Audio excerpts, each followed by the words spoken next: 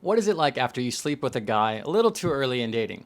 This is a question that's always going to be asked and always going to be wondered about because whenever you begin dating somebody, the inevitable thing comes up. When do I sleep with him and how does that change the dynamic of the dating phase? First off, let's look at the dating phase in general.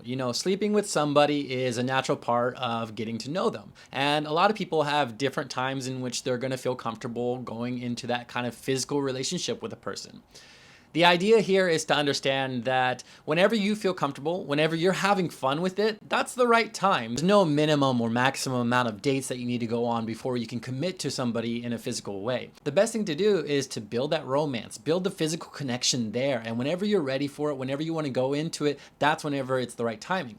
For a lot of people, there's this pressure that you need to sleep with somebody in order to keep them entertained or keep the dates kind of continuing and the momentum moving forward. I feel that this kind of thinking is a little incorrect because it places, that physical pleasure as some kind of currency exchange. I'm going to sleep with you so that you're going to give me more of your time. I purchase another week or another date with you. Where the thinking should actually be is that this is something that's fun for you. You're meeting your needs, you're enjoying yourself, and that's a comfortable kind of place for you to go into. It's not a currency exchange with the other person trying to meet their needs. That's a big shift that we need to make early on whenever we're dating, or whenever we're thinking about taking it to the next level with a person. Let's say for everyone who's already slept with somebody and you're watching this video wondering now what you can do because you're not too sure if, it's going to kind of change the dynamic of the relationship. Well, first of all, I want you to realize whether you had fun or not. Ask yourself that question. Did you enjoy it?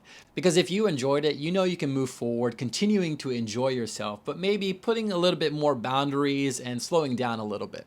If it's something that you didn't enjoy, that you were uncomfortable with, then that also gives you a clear answer. You weren't ready for it and it's time to take a couple steps back and ease back into it. Let's think about the other person and let's think about guys in this situation. What happens in their mind? Now, guys do need some kind of physical attraction and some kind of physical attention in order to kind of build more emotional romance. It's opposite of women, to where a lot of women build an emotional connection, and the physical connection is something that can be like a bonus or add to it. A lot of people think that after you sleep with a guy that he's going to lose interest, or all you're going to be to him is just kind of that physical fun. There's no way to accurately tell whether the guy you're talking to is that kind of guy or is a guy who is equally weighing the connection and also the physical romance with you. Remember, when we're looking at this and we're asking this question, what you should do afterwards, after you slept with a guy maybe too early, is to ask yourself if you were comfortable with it. If you're comfortable with it, then it's something you want to continue to do, but maybe you want to get the connection, the depth of that relationship up to speed with that physical connection. It gets to a point to where you want to clearly communicate to a guy your boundary and your expectation for the continued progress of your relationship, of your connection. Letting him know that you want to get the depth of the connection up to speed with a level of physical tension that is there. Let him know that you really enjoy it, that you want to do it again, but really, really communicate and let him know that, like, hey, let's continue spending time together. There's no rush to make this a relationship that is heavily physically focused.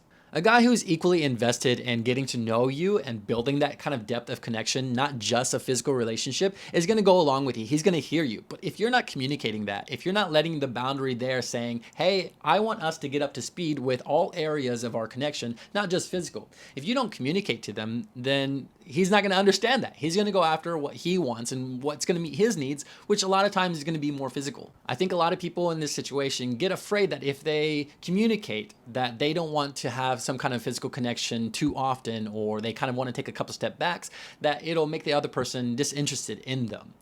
At this point, especially early on in the dating phase, who cares? Why should you care about another person's want to continue getting to know you on just purely a physical basis? I think by communicating your boundaries, letting him know what you're really interested in, and getting on the same page is what's going to clue you into knowing that this person is actually somebody who's equally weighted with you. So have you asked yourself this question, or have you been in a situation where this has happened to you? What are the kind of things that you've done in the past, and think about in the future what you want to do? Remember, it's really just about you meeting your needs, you having fun doing it. If you're comfortable building that kind of physical connection, be sure that you're also communicating the kind of boundaries you want to have as far as progressing other areas. If you have advice for other people on this topic, leave me a comment.